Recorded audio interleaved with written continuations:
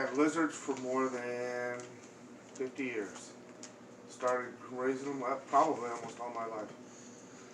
What got me into them was when I was a little baby living in the Philippine Islands because my dad was in the Air Force. The geckos would crawl along the walls and the ceilings, and I'd lay in my crib and yell out, "Lizard! Lizard!" And that was the very first word I ever spoke. Basic necessities of a new lizard owner. You gotta have the right cage. You gotta have the right size cage, the right substrate, the right dishes to put water and food in. And if it is a vegetarian, you want to have a dish. If it's a insectivore, then you want to make sure that you have plenty of places for it to be able to catch live prey like crickets or grasshoppers, whatever you want to throw in there. You have to have a heat lamp. I personally like to have a heat rock. Lizards like to sit on rocks and sunbathe themselves, so if you have a heat lamp and a heat rock, they keep amply warm. A lot of times you want to have a place for them to hide so that when they want to get out of the heat, they can get out of the heat into the hide. And those are your basic things that you need for your startup kit. I would go with a bearded dragon. I call them, they get about 2 feet in length when they're full grown, but they're gentle. They're gentle lizards, don't bite or anything like that. As babies, they like to eat insects, but as they get older, you can change their diet over to a more vegetarian type diet. And because of that, they are the easiest to handle and to raise. The one that I would not recommend anybody getting it would be a tokay gecko, because they are very aggressive, they do not like to be touched, and they will bite at a whim. They just are very aggressive. So those are the ones that I would go with and would not go with. I would prefer waxworms over mealworms, because waxworms are soft and have lots of fat content, so your lizard will bulk up quickly. Mealworms, on the other hand, have a hard exoskeleton, which can sometimes impact the colon and kill your lizard. So waxworms are much better than your mealworms. You could also go with a horned worm, which is a larger worm, and it's a green caterpillar type worm, but it's also high in fat content.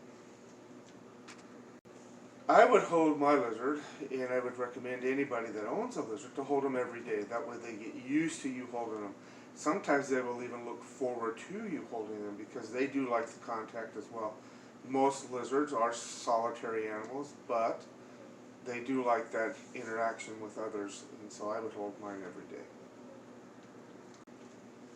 My advice, first of all, yeah, it's a good question. How would you go about finding one to match your personality?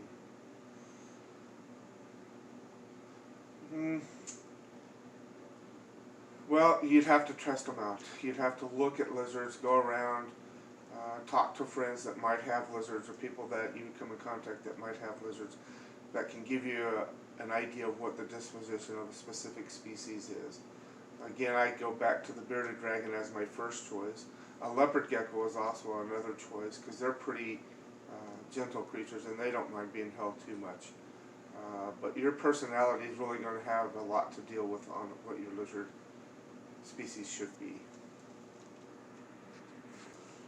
You would want to make sure that you give them plenty of proteins like crickets, mealworms, waxworms, and preferably waxworms, as well as a healthy diet of greens. Most omnivores will eat greens.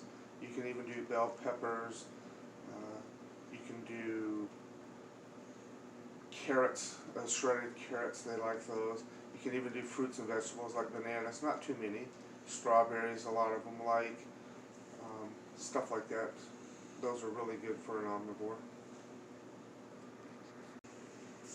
Depending upon the lizard that you get, you want to try to match it the best you can with what its natural habitat would be. For example, if you go with a bearded dragon or a leopard gecko, I would go with calcium carbonate sand, because even if they do ingest the calcium carbonate sand when they're eating, their body will absorb that calcium into their system, and they need the calcium to digest and to absorb vitamin D.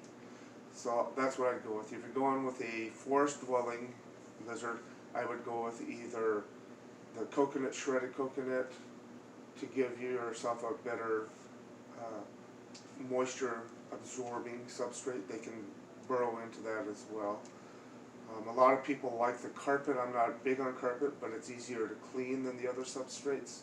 So those are some of the suggestions that I would go with on your substrate. 3 different types. A white spotlight for daytime sunbathing, a red spotlight for nighttime heating, and a UV fluorescent lamp so that the lizard can absorb the calcium from its diet. Because I love them. They're great pets to have. They have personalities just like a dog or a cat. A lot of them like to have that interaction with their human companion. They're pretty simple, easy to take care of. You don't have to worry about going out in the backyard and cleaning dog nets. It's all in their little cage, easy to clean, and they're just fun. Just absolutely fun. I couldn't believe somebody would not want to have a lizard as a pet.